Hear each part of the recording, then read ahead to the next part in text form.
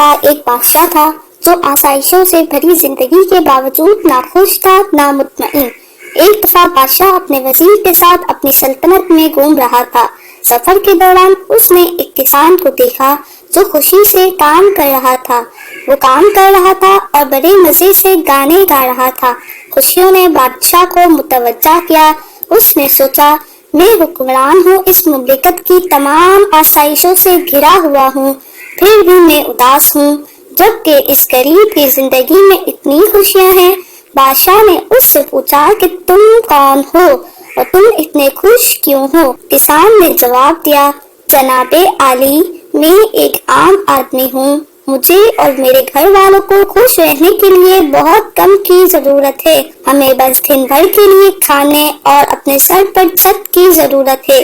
اس کی سادہ زندگی سے اس کی قناعت عیاں تھی۔ بادشاہ پھر بھی کسان کے جواب سے مطمئن نہ ہوا۔ واپس جاتے ہوئے بادشاہ نے وزیر سے پوچھا، کیا تم نے دیکھا وہ کسان کتنا خوش تھا، لیکن میں اپنی زندگی میں خوش کیوں نہیں ہوں؟ میرے پاس سب کچھ ہے، دولت ہے، طاقت ہے، آسائشیں ہیں، لیکن پھر بھی کسان مجھ سے زیادہ خوش ہے۔ وزیر نے سخت سوچ و بچار کے بعد جواب دیا، جناب عالی، مجھے یقین ہے کہ کسان 99 کلب کا حصہ نہیں۔ 99 کلب وہ کیا ہے؟ بادشاہ نے دریافت کیا۔ وزیر نے کہا کہ 99 کلب کو سمجھنے کے لیے آپ کو پہلے سونے کے 99 سکے ایک تھیلی میں رکھنے ہوں گے اور اسے کسان کے دروازے پر چھوڑنا پڑے گا۔ اس نے وزیر کو 99 سونے کے سکوں سے بھرا ہوا ایک بیگ دیا کہ وہ کسان کے دروازے پر رکھ دے۔ ایک لمبا دن کام میں گزار کر جب کسان گھر واپس آیا تو اسے اپنی دہلیز پر ایک بیگ نظر آیا۔ وہ اسے اندر لے آیا اور اسے کھول کر خوش اور حیران ہو گیا۔ اس نے اسے سونے کے سکوں سے بھرا ہوا دیکھ کر شکر گزاری سے لبریز ہو کر آسمان کی طرف دیکھا اور خدا کا شکر ادا کیا، اور اس نے ایک ایک کر کے سونے کے سکوں کو شمار کرنا شروع کیا۔ جب اسے معلوم ہوا کہ ان میں 99 تھے، وہ پریشان ہوا کہ 100 کیوں نہیں ہے، آخری سکہ جانے کہاں گیا؟ کئی گنتی کے بعد جب اسے یقین آ گیا کہ سونے کے سکے 99 ہی ہیں، تو اس نے سوچا کہ ایک سونے کا سکہ کہیں گر گیا ہوگا۔ اس نے باہر تلاش کرنا شروع کیا۔ اس نے ہر جگہ تلاش کیا، لیکن اسے آخری سکہ کہیں نہیں ملا۔ بالآخر تھک گیا۔ اس نے سونے کا ایک سکہ کمانے اور اپنی جمع کی تکمیل کے لیے پہلے سے زیادہ محنت کرنے کا فیصلہ کیا۔ کسان اس کے بعد اپنے کھیتوں میں دن رات کام کرنے لگا۔ دھیرے دھیرے وہ تھکنے لگا اور چڑچڑا ہو گیا۔ اب وہ چھوٹی چھوٹی باتوں پر غصہ کرنے لگتا۔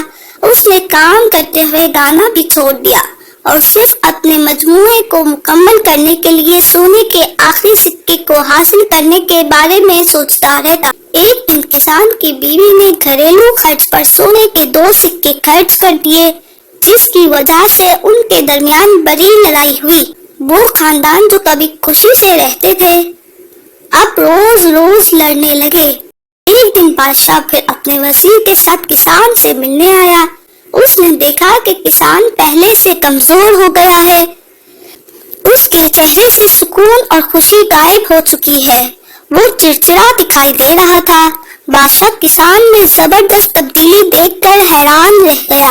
اس نے اپنے وزیر سے پوچھا، کسان اب خوش اور مطمئن کیوں نہیں ہے؟ وزیر نے جواب دیا، جناب عالی، لگتا ہے کسان اب 99 کلب کا ممبر ہے۔ پھر وزیر نے وضاحت کی، 99 کلب ان لوگوں کے لیے ہے جن کے پاس خوش رہنے کے لیے بہت کچھ ہے، لیکن وہ مطمئن نہیں، صرف تھوڑا سا مزید کی طرف ہمیشہ برقرار رہتی ہے، اس یقین پر کہ آخری چیز انہیں خوشی دے گی۔ انہوں نے ساری زندگی دکھی گزار دی۔ یہ سن کر بادشاہ سمجھ گیا، حقیقی خوشی قناعت میں ہی ہے، نہ کہ مزید کا سوال کرنا۔ جو کسی کے پاس ہے اس کی تعریف صرف اور صرف ناخوشی اور عدم اطمینان کی طرف لے جاتی ہے۔ بادشاہ کو احساس ہوا کہ 99 کلب میں شامل ہو کر سکون اور خوشی کسی قیمت پر نہیں آتی ہے۔